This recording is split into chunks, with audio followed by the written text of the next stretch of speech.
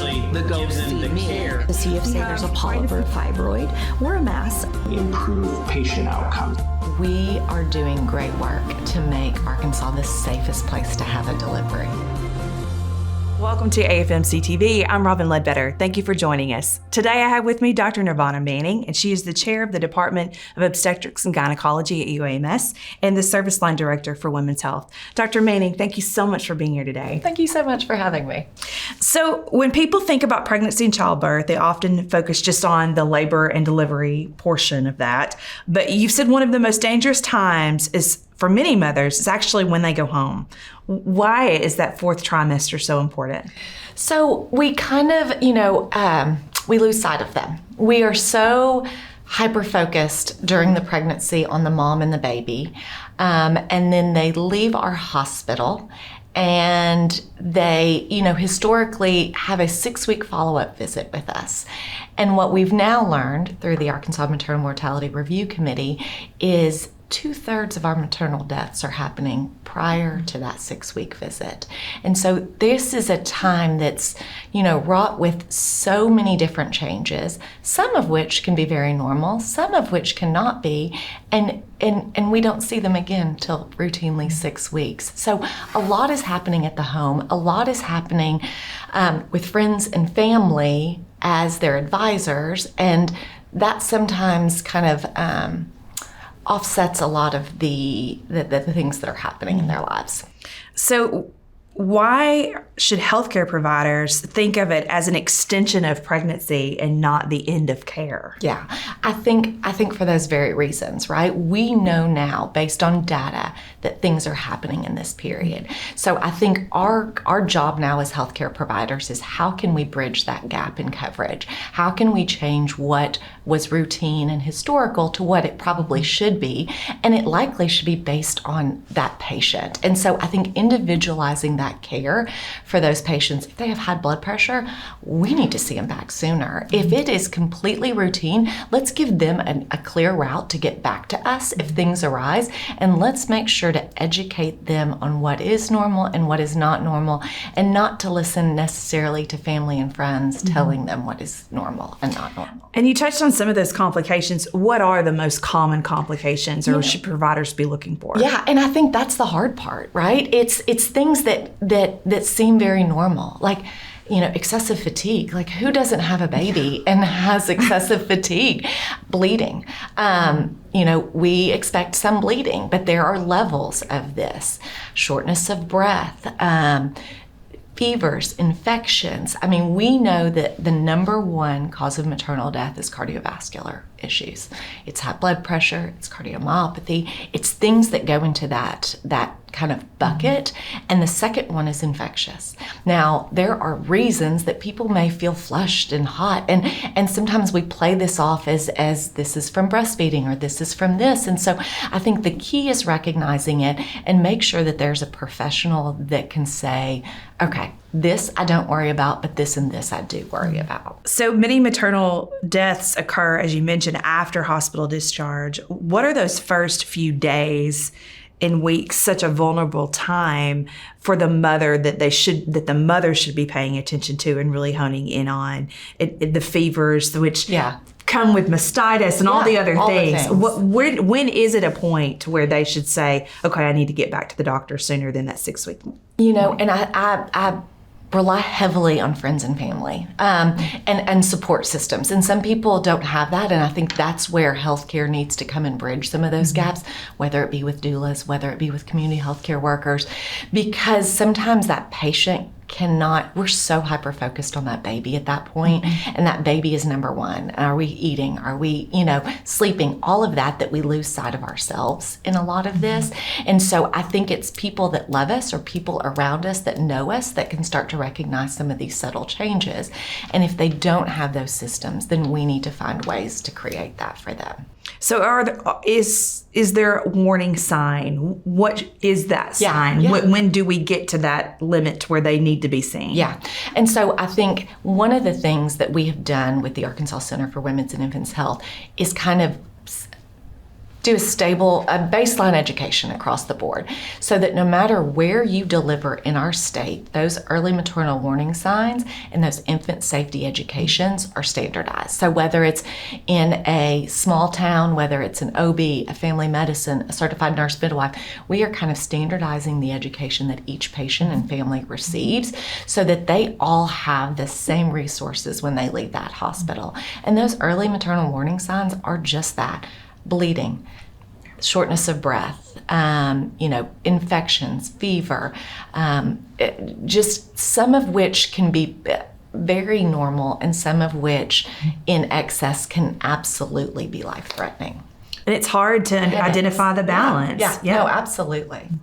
So what symptoms are often just dismissed as just having a baby? In a lot of those you touched on. So how do we actually warrant immediate medical attention? Yeah, and I think headache's one of those, right?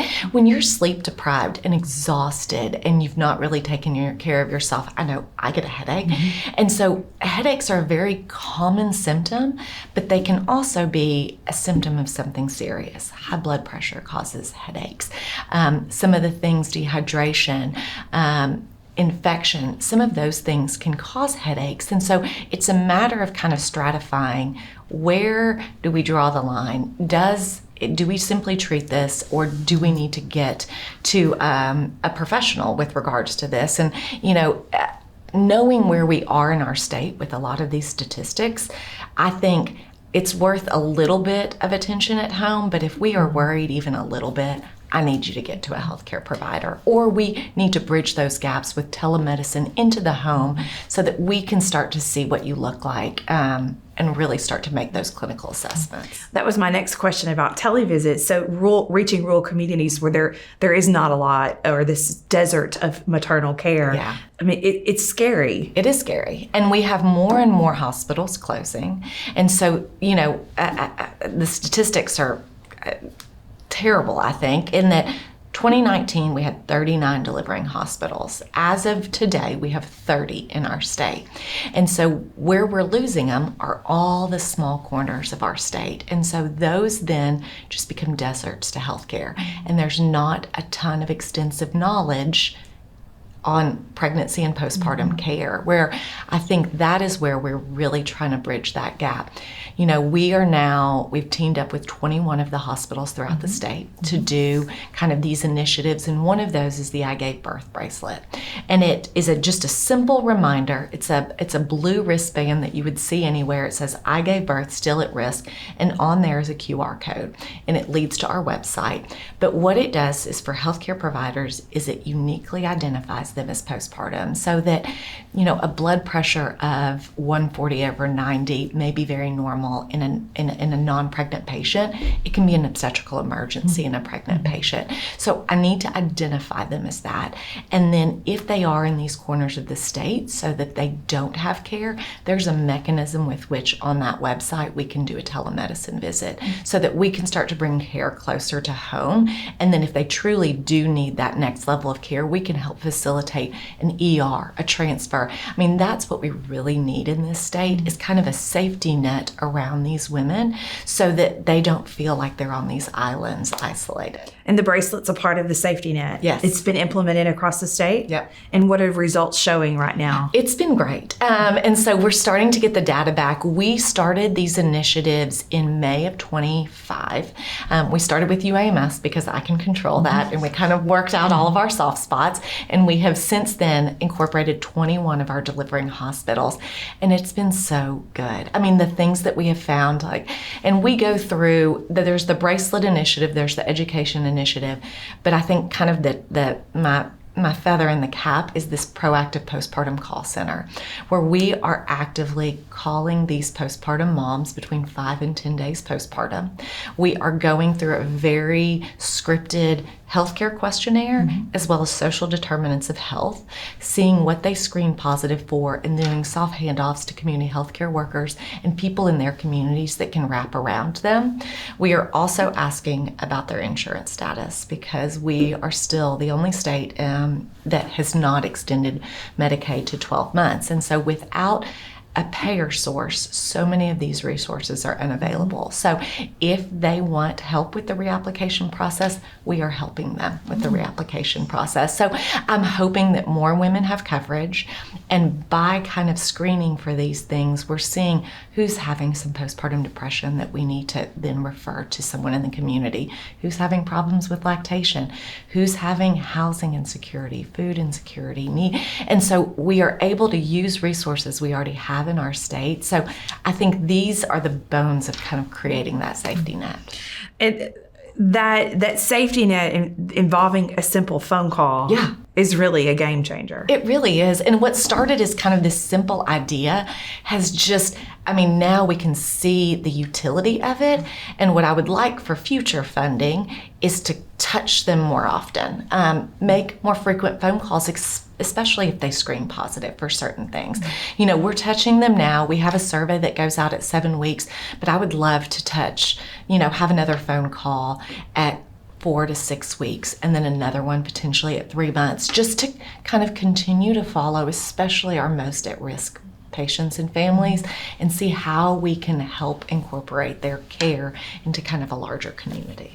And larger community, that's not just a Central Arkansas Health Line. This reaches across the state. Absolutely. Any type of patient or that's in a postpartum that fits in that bubble. Absolutely. And should they be enrolled or be in touch as they are? Their hospitals have done that. And even we have incorporated our lay midwife community that may do home births, and there are ways that we can incorporate them. We want no family left behind. We want this to be extensive throughout the state so that these resources can be available, and that hopefully we start to create that trust in the community.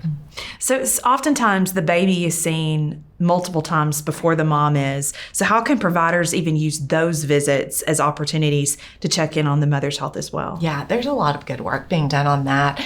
And that, is there ways that we can kind of incorporate our pediatric friends into this? These patients, you're absolutely right. The baby is seen somewhere between 3 and 5 days, and then we do weight checks and we make sure that that baby is following that trajectory. I think a few simple questions to the mom or the caregiver in that situation could be completely life-changing. So our partners are definitely at the table with us with that.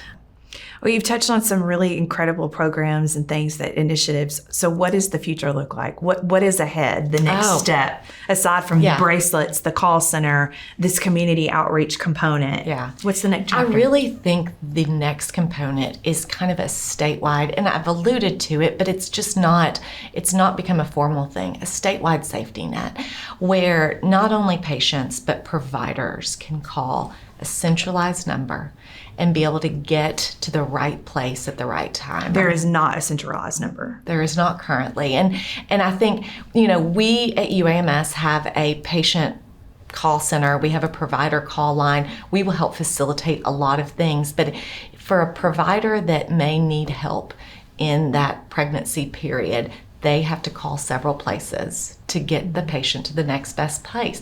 I think we could do better. I think we can help centralize that and hopefully get patients to the next best place, and then help support some of these smaller communities to continue to remain open, because I need all of these delivering hospitals to stay open.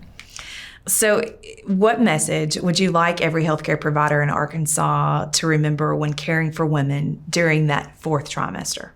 I think recognizing that it is a very unique period of time, and things that may not cause alarm in someone that's not immediately postpartum should cause alarm. If they have a fever, if they have a headache, if they have high blood pressure, if they have shortness of breath, take those things very seriously. And finally, what message would you share directly with new mothers and their families that went to seek help? Yeah. And what should they know? I would say we are doing great work to make Arkansas the safest place to have a delivery. That we are behind you, we support you, and we want you to have a successful pregnancy and just an amazing postpartum period. So where can they find information? Where should they go? Is there a website? Is it part of this task force group? So I will say the Arkansas Center for Women's and Infants Health has developed a website.